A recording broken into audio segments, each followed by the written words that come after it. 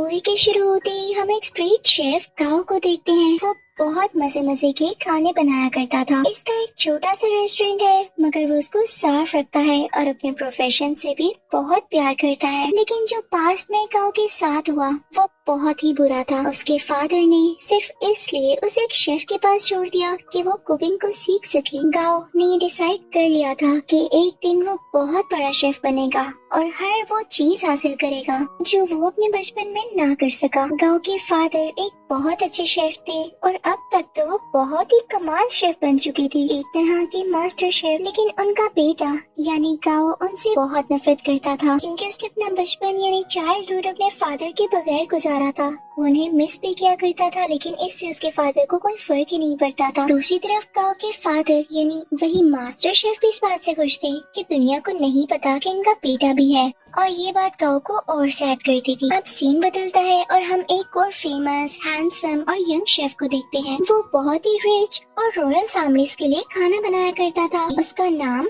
पोल होता है। पोल का ये ख्वाब था कि वो अपने फादर के लिए अपनी कंट्री में एक रेस्टोरेंट बनाएगा, इसलिए वो अब्रोड को छोड़ते हुए और सब ऑफर्स को मना करते हुए अपनी कंट्री वापस आ जाता है। वहाँ जाकर वो एक फिश सेलर के पास जाता है और कहता है कि मुझे एक बड़ी सी मछली तो दिखाओ। तो फिश सेलर उसे मना कर देता है।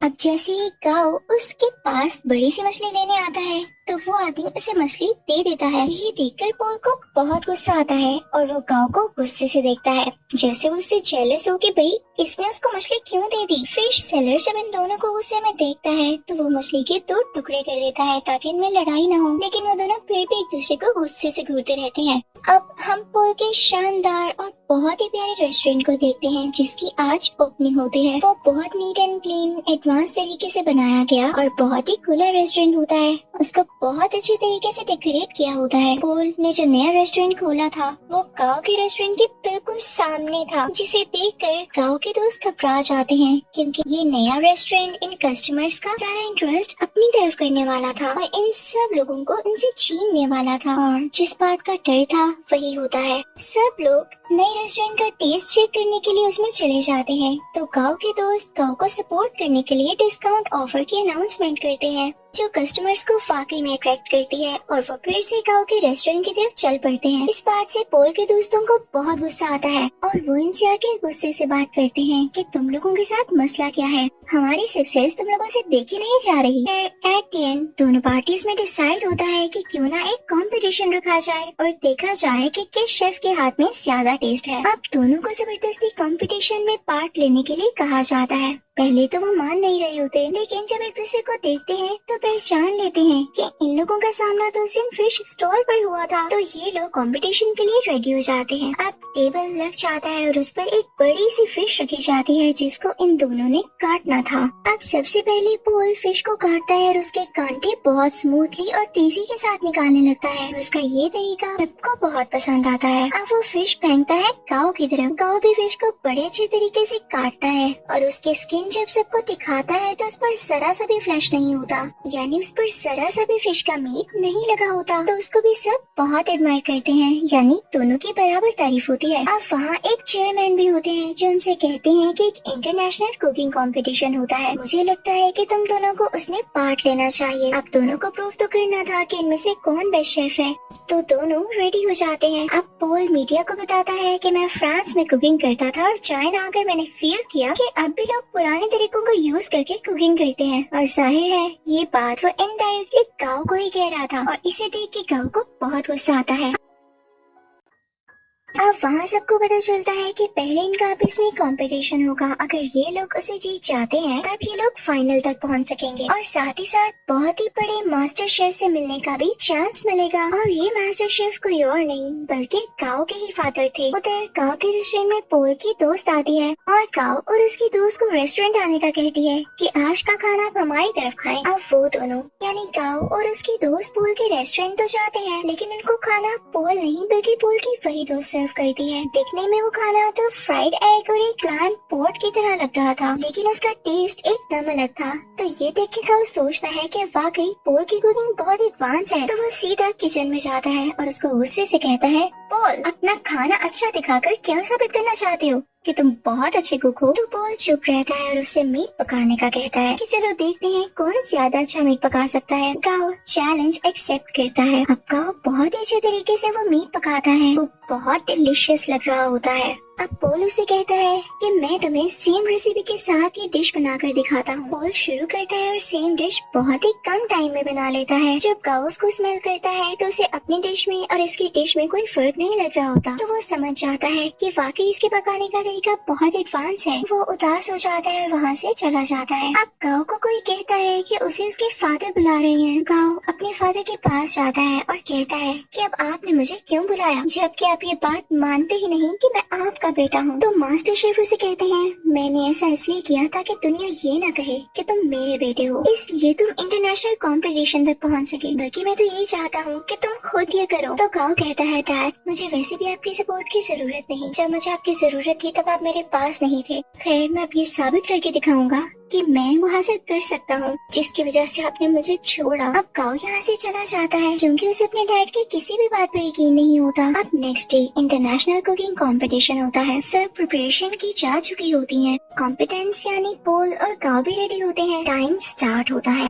पोल की कोई स्वीट डिश होती है और गाओ की चिकन डिश। दोनों बहुत मेहनत से अपनी डिशेस तैयार करते हैं। पोल तो टाइम से पहले ही अपनी डिश तैयार कर लेता है, लेकिन उसके बाद गाओ की भी शानदार डिश रेडी हो जाती है। उसने भी टाइम पर अपना दिया गया टास्क पूरा कर लिया था। जजेस और ऑडियंस बहुत इम्प्रेस होते हैं और अब उनकी डिशेस को टेस्ट किया जाता है और दोनों के सेम पॉइंट्स आते हैं क्योंकि जज को उनके खाने में इतना ज्यादा डिफरेंस नहीं लग रहा था, यानी दोनों की डिशेस बहुत मजे की थी। तभी स्टेज पर एक जज आता है और इस कंफ्यूजन को क्लियर करने के लिए कहता है कि नो डाउट दोनों की डिशेस की टेस्ट बहुत आला थे, लेकिन मुझे टाइम मैनेजमेंट पॉल की ज्यादा पसंद आई, इसलिए ये कंपटीशन पॉल ने अपने नाम कर लिया है। पॉल यहाँ पर बहुत ज्यादा खुश हो जाता है। गाओ क्योंकि कंपटीशन हार चुका होता है तो वो बहुत ज्यादा उदास होने की वजह से अपने घर पे नहीं जाता और वीडियो गेम्स खेलने के लिए चल पड़ता है। वो कई दिन तक अपना टाइम यूं ही स्पेंड करता रहता है और एक दिन उसके पास वही शेफ आते हैं जिनके पास उसने अपना बचपन गुजारा और उसी के पास गाओ के डैड उसे छोड़ कर गए थे। वो उसे समझाते हैं कि गाओ देखो, हार जीत तो इंसान की जिंदगी का हिस्सा होती है ना। अगर आज तुम नहीं जीत सके तो क्या जरूरी है कि कल भी नहीं जीत पाओगे। लेकिन गाओ घर जाने के लिए तैयार ही नहीं था।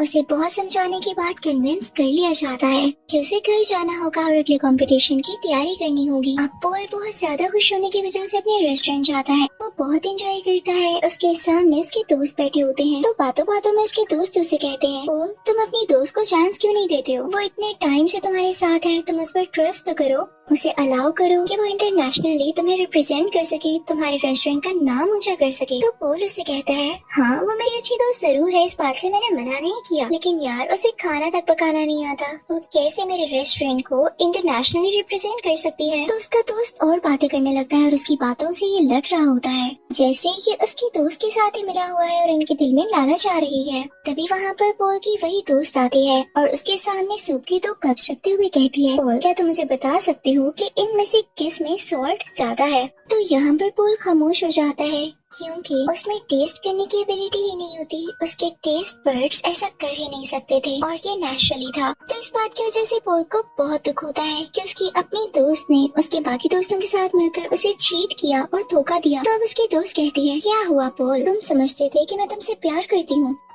ये तुम्हारी गलत फहमी थी, आजकल ऐसा कहाँ होता है। मैंने तो तुमसे दोस्ती सिर्फ इसीलिए की थी ताकि तुम्हें यूज करके इंटरनेशनल कंपटीशन में जा सकूं। वैसे जाना तो मेरे लिए पॉसिबल नहीं था, लेकिन आज तक जो मैंने तुम्हारा राज रखा उसके बदले में तुमने मुझे क्या दिया। क्या तुम मुझे एक ऑफर नहीं कर सके? लेकिन अब नहीं, अब मैं खामोश नहीं रहूंगी क्योंकि मैं भी इस कंपटीशन में जा सकती हूँ।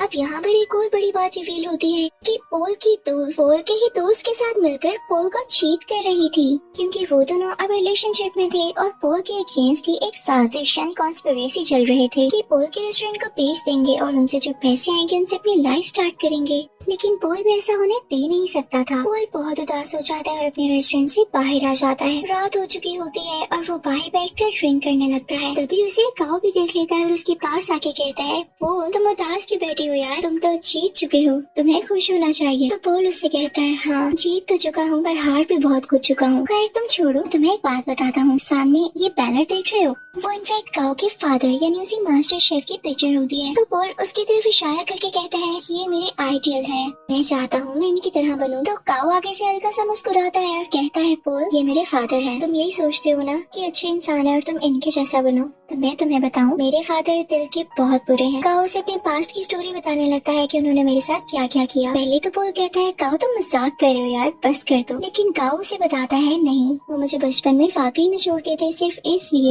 कि मैं उनके प्रोफेशन को अपना नहीं पा रहा था। मैंने अपना सारा बचपन उनके बगैर गुजारा है। तो पोल कहता है, अच्छा उदास नहीं हो, अब हम क्या कर सकते हैं। तो काऊ से कहता है, बॉटल्स फेंक सकते हैं। तब वो दोनों खाली बॉटल्स उस बैनर की तरफ फेंकने लगते हैं और बहुत खुश होते हैं। यहाँ पर इन दोनों में दोस्ती हो जाती है और ये सीन बहुत ही ज्यादा क्यूट है। अब पोल जब वहाँ से अपने रेस्टोरेंट वापस जाता है तो देखता है कि उसके दोस्त उसके रेस्टोरेंट का सौदा कर रहे होते हैं। तो पोल उनसे कहता है, ये क्या हो रहा है, तुम लोग मेरी इजाजत के बगैर ऐसा कर भी कैसे सकते हो। तो उसके दोस्त उससे कहते हैं, मुझे ये बताओ इंटरनेशनल कंपटीशन में अपने साथ किसको लेकर जाओगे, क्योंकि राउंड 2 में अकेले नहीं पका सकते, आपके साथ आपका पार्टनर होना लाजमी होता है। क्या तुम अपनी दोस्त को लेकर जाओगे। तो पोल कहता है, मेरा दिमाग नहीं खराब, मैंने डिसाइड कर लिया है कि मैं किसे अपने साथ लेके जाऊंगा जो कि वाकई डिजर्विंग है। पोल यहाँ पर काऊ का नाम लेता है। तो ये सुनकर उसके दोस्त काफी जेलस होते हैं। उनमें से एक कहता है, पोल याद रखना तुम्हारा करियर मिट्टी में मिल जाएगा। तो पोल उसे अपने सर से हिट करता है, उन सबको वहाँ से भगा देता है।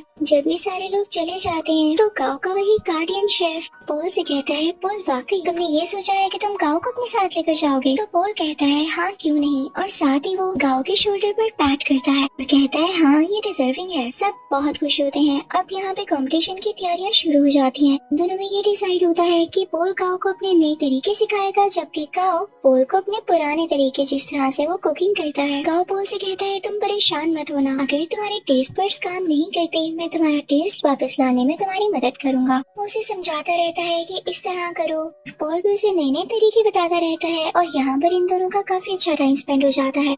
ये रोज खाना बनाने की प्रैक्टिस करते, साथ साथ डांस करते, सिंगिंग करते और बातें करते। और अब यहाँ इन दोनों की दोस्ती और भी गहरी हो चुकी थी। अब वो दिन भी आ जाता है जब इंटरनेशनल कंपटीशन का राउंड 2 होता है। ये दोनों अपनी डिश बहुत अच्छे तरीके से बनाने लगते हैं और कम ही टाइम में बहुत अच्छी स्वीट डिश तैयार कर लेते हैं, जो कि जजेस को इतनी ज्यादा पसंद आती है कि वो कहते हैं, हमने आज तक ऐसी डिश नहीं खाई। और ये राउंड ये दोनों विन कर लेते हैं। और सही कहा जाता है कि यूनिटी इज स्ट्रेंथ। अब इसके बाद शुरू होना होता है थर्ड राउंड, जो कि कुछ दिन बाद था। और ये कंपटीशन इनका उसी मास्टर शेफ यानी काऊ के फादर के साथ था। तो यहाँ पर पोल काऊ से कहता है, मुझे लगता है कि तुम इस कंपटीशन को जीत सकते हो, तो तुम चले जाना। तो काऊ पोल से कहता है, तुम बहुत अच्छे शेफ हो, तुम्हें तो एडवांस तरीके भी पता है, तुम मेरे से भी ज्यादा अच्छा कर सकते हो। तो पोल कहते हैं, नहीं ऐसी बात नहीं, देखो मैंने अपने फादर का ड्रीम पूरा किया अपना रेस्टोरेंट बनाकर, तो तुम अपने फादर का ड्रीम पूरा करो ना। वो तुम्हें एक बहुत अच्छा शेफ देखना चाहते थे, तो तुम उनके सामने जाकर कुकिंग करो और उन्हें प्रूव कर दो कि तुम बहुत अच्छे शेफ बन सकते हो। तो काऊ मान जाता है और पोल का शुक्रिया अदा करता है। अब थर्ड और फाइनल राउंड स्टार्ट हो चुका होता है। दूसरी तरफ मास्टर शेफ भी अपनी डिश बनाने लगता है। अब काऊ भी शुरू हो जाता है, लेकिन शुरू होने से पहले ही उसे अपने बचपन की कुछ यादें आने लगती हैं, जहाँ पर उसके फादर उसे छोड़ गए थे और उसे काफी बच्चे बुली किया करते थे। वो उन्हीं यादों में खो जाता है। उसके फादर आकर उसके मुंह पे पानी गिराते हैं और कहते हैं, अपना काम शुरू करो। तो अब यहाँ पर काऊ कुछ बनाना शुरू करता है। दूसरी तरफ काऊ के फादर यानी वही मास्टर शेफ बहुत ही ज्यादा प्यारी स्वीट डिश बनाते हैं, जैसे फायर लगी हो और उसमें से एक फूल निकल रहा हो। उस फूल का बहुत ही आला टेस्ट होता है। जजेस को ये बहुत ज्यादा पसंद आता है। और जब काऊ की बारी होती है तो अपनी डिश दिखाएगा उसने क्या बनाया है। तो वो एक बाउल में नूडल्स बनाकर सीधा अपने फादर के पास जाता है और उनको वो प्रेजेंट करता है। मास्टर शेफ उसे टेस्ट करते हैं तो वो नूडल्स उन्हें बहुत अच्छे लगते हैं। और ये वही नूडल्स होते हैं जिनकी वजह से काऊ को उसके फादर से डांट पड़ी थी कि तुम तो नूडल्स तक नहीं बना सकते। और आज काऊ ने इतने मजे के नूडल्स बनाए थे कि उसके फादर उसे खाना ही नहीं छोड़ते और नूडल्स को वाइल्डली खाने लगते हैं। वो अपने बेटे को रोक के कहते हैं, शाबाश बेटा, तुमने बहुत अच्छे नूडल्स बनाए। वो यहाँ पे काफी इमोशनल हो जाते हैं तो ऑडियंस को भी पता चल जाता है है कि एक तो इनका सरनेम सेम है और इन लोगों का बिहेवियर देख के भी यही लग रहा है कि ये बेटा और बाप है। यहाँ पर काओ का ख्वाब भी पूरा हो चुका था और उनके फादर का भी। अब उधर हम रेस्टोरेंट में देखते हैं कि पोल और काओ अब साथ काम करते हैं और उनकी ऑडियंस पहले से कई ज्यादा है, यानी उनके पास और भी ज्यादा कस्टमर्स आते हैं। लोग उनका खाना बहुत ज्यादा पसंद करते हैं और इनके रेस्टोरेंट में अब रौनक ही रौनक हो जाती है। इसी के साथ ये मूवी यहीं पर एंड होती है।